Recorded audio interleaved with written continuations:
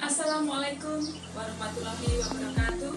Salam sejahtera untuk kita semua. Saya Rita Ribawati, Kepala Rubasan Kelas 1 Palangkaraya, akan memaparkan tentang Rubasan Kelas 1 Palangkaraya membangun zona integritas menuju wilayah bebas korupsi.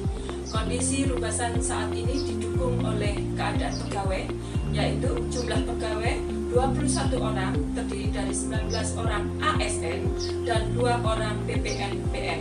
Dan subseksi pengamanan dan pengelolaan berjumlah 12 orang terdiri dari 1 orang kasubsi, 7 orang staf dan 4 orang pengamanan.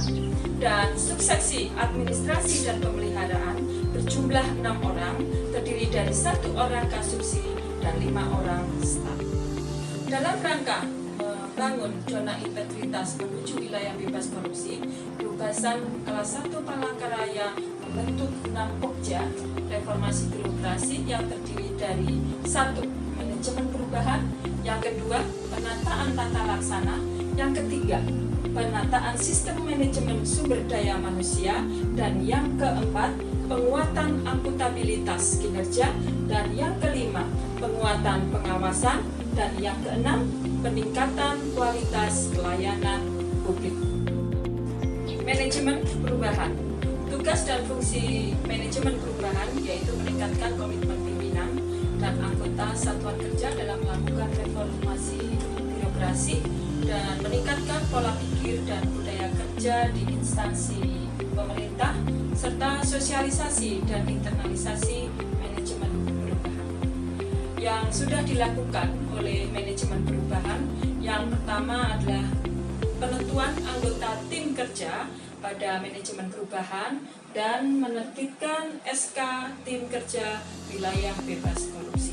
Yang kedua, dokumen rencana pembangunan zona integritas mendokumentasikan rencana kerja pembangunan zona integritas menuju wilayah bebas korupsi, dan kedua, dokumen pembangunan sejalan dengan target prioritas yang relevan dengan tujuan pembangunan wilayah bebas korupsi serta media mensosialisasikan pembangunan wilayah bebas korupsi. Dan ketiga, pemantauan dan evaluasi pembangunan wilayah bebas korupsi. Yang pertama, seluruh kegiatan pembangunan sudah dilaksanakan sesuai dengan rencana serta memonitoring dan evaluasi terhadap pembangunan zona integritas dan penentuan anggota tim kerja wilayah bebas korupsi serta hasil monitoring dan evaluasi akan ditindaklanjuti. Yang keempat, perubahan pola pikir dan budaya kerja. Manajemen perubahan membuat pimpinan berperan sebagai role model dalam pelaksanaan pembangunan wilayah bebas korupsi serta menetapkan agen perubahan dan membangun budaya kerja dan pola pikir di lingkungan organisasi serta seluruh anggota organisasi terlibat dalam pembangunan zona integritas menuju wilayah bebas korupsi. Selanjutnya, kelompok kerja 2 yaitu penataan tata laksana. Yang pertama, prosedur operasional tetap atau SOP kegiatan utama. SOP telah mengacu kepada peta proses bisnis instansi, yaitu SOP pusat atau unit eselon 1, SOP wilayah, dan SOP UPT dan SOP inovasi. Dan mengimplementasikan SOP pada tiap-tiap bidang, termasuk SOP inovasi layanan, yaitu SOP aplikasi sistem informasi penyimpanan benda sitaan SIPANDA, dan mengevaluasi SOP yang telah diterbitkan. Dalam menuju wilayah bebas korupsi, Rubasan Kelas 1 Palangkaraya telah membuat inovasi perubahan dalam hal pelayanan penitipan barang sitaan yang memudahkan para stakeholder, yaitu aplikasi SIPANDA. Aplikasi SIPANDA dapat diakses di laman sipandarubasanpalangkaraya.com.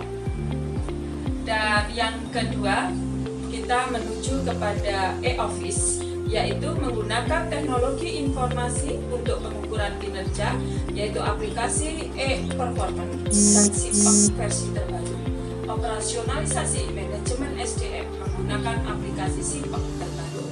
Penggunaan teknologi informasi informasi dalam memberikan pelayanan kepada publik, yaitu media sosial dan YouTube sebagai sarana informasi.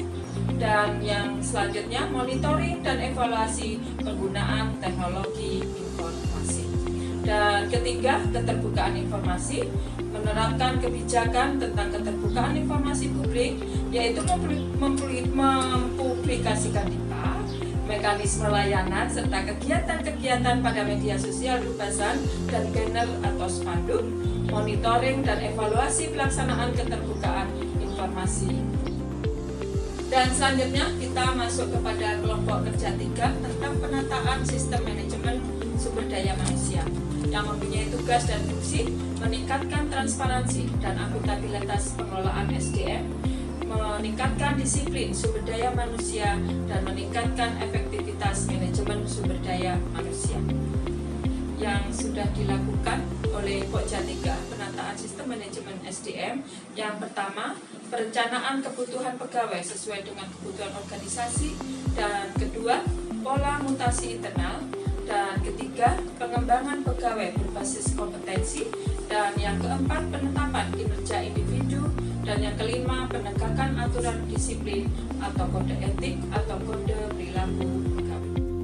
Pokja 4 tentang penguatan akuntabilitas kinerja yang mempunyai tugas dan fungsi meningkatkan kinerja instansi pemerintah, meningkatkan akuntabilitas instansi pemerintah.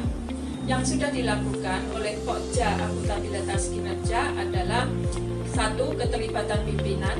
Kepala Rubasan terlibat secara langsung pada saat penyusunan rencana kerja program kerja tahun anggaran 2020. Kepala Rubasan terlibat secara langsung pada saat penyusunan perjanjian kinerja tahun 2020, dan Kepala Rubasan terlibat secara langsung pada saat penyusunan revisi DIPA tahun anggaran 2020. Dan Kepala Rubasan terlibat secara langsung pada saat penyusunan RKKL tahun anggaran 2021. Kepala Rubasan selalu memantau pencapaian kinerja secara berkala, dan Kepala Rubasan selalu memantau pelaporan kinerja.